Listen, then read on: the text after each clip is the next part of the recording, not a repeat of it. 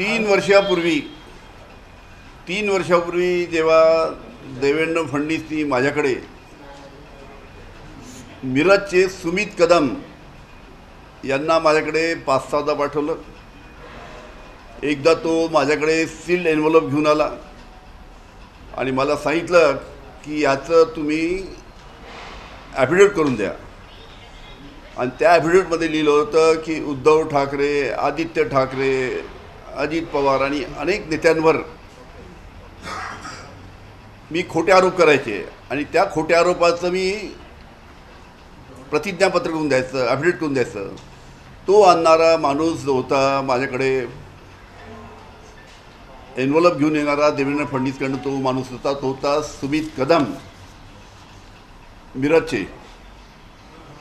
त्याचे आणि देवेंद्र फडणवीस यांचे अतिशय जवळचे संबंध तुम्ही जर सर्च केले तर अनेक वेळा त्यांचे आणि देवेंद्र फडणवीसचे फोटो आपल्याला दिसतील. त्यांचे अतिशय घरगुती संबंध. त्याची मिसेस देवेंद्र फडणवीस यांना राखी बांधताना सुद्धा फोटो आहे. समित कदमची मिसेस देवेंद्र फडणवीस यांना राखी बांधताना. त्याचबरोबर अनेक त्यांचे फोटो आहेत. देवेंद्र फडणवीस यांचे समित कदम हे अतिशय जवळचे. आणि त्यांनीच त्याला, समित कदम हा साधारण कार्यकर्ता, नगरसेवकसुद्धा नाही, देवेंद्र फडणवीसनीच त्याला वाय सुरक्षा दिली. आता इतका जवळचा हा, इतका कोणत्या कामाचा माणूस आहे की त्याला या सरकारने वाय सुरक्षा दिली? हा झाला मुद्दा एक. तुम्ही मिरज, सांगली त्या भागात जर चौकशी केली तर कोणी तुम्हाला सांगेल की समित कदम आणि देवेंद्र फडणवीसचे काय संबंध आहे. विषय राहिला दुसरा की ज्या पद्धतीनं हा दबाव माझ्यावर टाकण्यात आला, उद्धव ठाकरे यांना खोट्या आरोपामध्ये फसवायचं मी समजू शकतो की राजकीय विरोधक आहे. पण त्यांच्या मुलाला आदित्य, 3 वर्षापूर्वी अजितदादा विरोधक त्यांचे होते, तर अजितदादा त्यावेळेस मी समजू शकतो त्यांच्या मुलगा पार्थ. म्हणजे कशा पद्धतीनं राजकीय नेत्यांच्या मुलाला सुद्धा आपल्याला खोट्या आरोपामध्ये अटकवता येईल, या पद्धतीचा प्रयत्न 3 वर्षापूर्वी देवेंद्र फडणवीसनी केला. आणि मी वारंवार सांगत नाही, पण मी जर 3 वर्षापूर्वी जर त्यांनी पाठवलेल्या मुद्द्यांवर जर ॲफिडेविट करून दिलं असतं तर आज उद्धवजी ठाकरे अतिशय अडचणीत असते. आदित्य ठाकरेला या लोकांनी खोट्या आरोपामध्ये जेलमध्ये टाकलं असतं. अशा पद्धतीनं लहान मुलांनासुद्धा अशा पद्धतीच्या घाणेरड्या राजकारणामध्ये यांनी ओढण्याचा प्रयत्न केला. एक तर जेल में जाओ या बीजेपी में आओ, हेच यांचं धोरण होतं. आणि आपल्याला माहीत आहे की कशा पद्धतीने माझ्यावर पहिला प्रयोग झाल्यानंतर तो यशस्वी झाला नाही, म्हणून दुसरा प्रयोग एकनाथ शिंदेंवर केला, तो यशस्वी झाला. तिसरा प्रयोग अजितदादांवर केला, तो यशस्वी झाला. आणि माझ्यावर प्रयोग जर केला असता, माझ्यावर जो प्रयोग केला तो 3 वर्षापूर्वी यशस्वी झाला असता, तर तेव्हाच उद्धवजी ठाकरे यांचं सरकार पडलं असतं. जसे तुम्ही आरोप केल्यानंतर देवेंद्र फडणवीस यांनी ते आव्हान दिले की आम्ही त्यांनी पुरावे सादर करावे, त्यानंतर मी माझ्याकडे असलेल्या क्लिप्स पण सगळ्या सादर करीन. काय नक्की हा क्लिप्सचा विषय आहे? ऐसा है, अभी बात निकलेगी तो दूर तक जाएगी. जोरों का झटका धीरे से, सब आपके सामने धीरे धीरे आएगा. का देवेंद्र फडणवीस यांनी कसं म्हणलं की क्लिप्स आहेत, त्यांच्याकडे अनेक क्लिप्स आहेत, तसं स्पष्ट मराठीमध्ये यावं उत्तर योग्य वेळेस सगळं बाहेर येईल. अरे धमकी बिमकी मी घाबरत नाही, मला कोण धमकी देईल. अनिल देशमुख गृहमंत्री होते, त्यांच्या परवानगीशिवाय येऊ शकत नव्हते. समित कदम काळा आहे की गोरा आहे मी कधी पाहिला नव्हता. तो पहिल्यांदा घरी आला, व्हिजिटर म्हणून आला, तेव्हा मी त्याला पहिल्यांदा पाहिलं. ते तेव्हा मी आपले व्हिडिओ क्लिपिंग दाखवेल तेव्हा काय बोलला होता ते समजेल ना सगळं. ठीक आहे, एवढंच मला सांगायचं होतं. सर विस्तार से बताइए कि एक मिनिट, ते फोटो देऊन दे सगळे. एक मिनिट उशीर केला होता मी. इकडे पटकन फोटो काढूया. मराठीत प्रश्न होता की तुम्ही हेड सिक्युरिटीमध्ये होतात, होम मिनिस्टर्स होतात. अरे मला त्याला माहीत नाही, त्याला माहीत आहे सगळं. माझ्याकडे रोजचे 200 लोक भेटायला यायचे.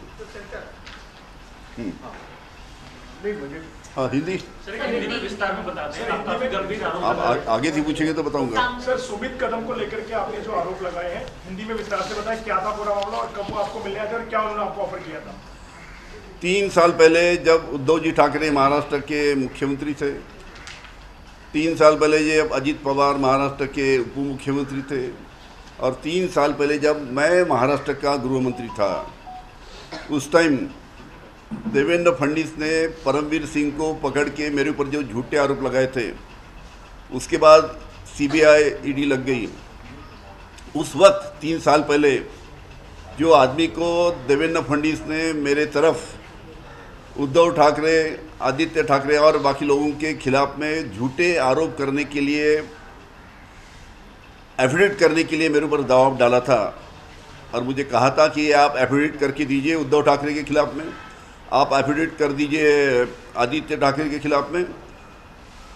इस प्रकार के मेरे ऊपर उन्होंने दबाव डाला था. मैंने साफ इनकार कर दिया.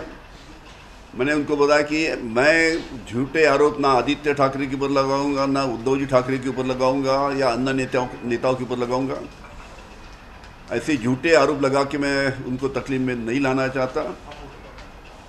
और मैंने 3 साल पहले एफिडेविट करने से इनकार कर दिया. और जो एफिडेविट लेके मेरे पास जो 5-6 बार जो पहले शुरू में आया था, उसका नाम था समित कदम. समित कदम ये मीरज के हैं और देवेंद्र फडणवीस इनके बहुत ही नज़दीकी है. देवेंद्र फडणवीस ने इनको AY प्रोटेक्शन दिया है. ये बहुत ही साधारण कार्यकर्ता है, ना नगर सेवक है, ना कभी महापौर रहे या उपमहापौर रहे. एक साधारण कार्यकर्ता है, उसको देवेंद्र फडणवीस के साथ में नज़दीकियाँ होने के कारण उनको AY सुरक्षा दी गई.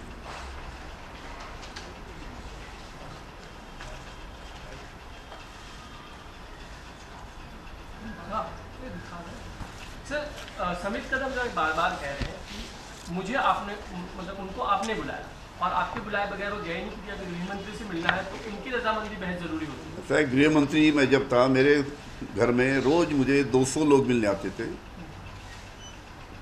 मंत्रालय में रोज़ दिन भर में 200-300 वहाँ भी लोग मिलने आते थे.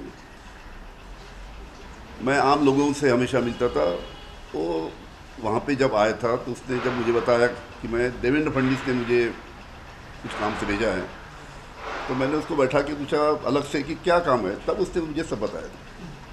सर जो एनवेलप को लेके आए थे उनमें जिन मुद्दों की आप बात करें कि इन मुद्दों पर एफिडेविट, वो क्या मुद्दे थे, किस तरह के चार्जेस? उसका ऑलरेडी मैं बता चुका हूँ कि देवेंद्र फडणवीस चाहते थे कि मैं 3 साल पहले उद्धव जी ठाकरे के ऊपर झूठा आरोप करूं कि उद्धव जी ठाकरे इन्होंने मुझे एज ए गृह मंत्री उनके घर में बुलाया और कहा कि अनिल देशमुख, मुझे महानगर पालिका के चुनाव के लिए पैसों की ज़रूरत है, मुझे 300 करोड़ रुपए आप जमा करके दो. ऐसा झूठा आरोप मैंने उद्धव जी के ऊपर लगाया.